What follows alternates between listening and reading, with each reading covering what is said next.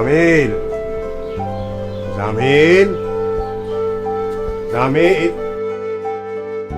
চাচা আপনি আইছেন? চাচা শিরিন কেমন আছে?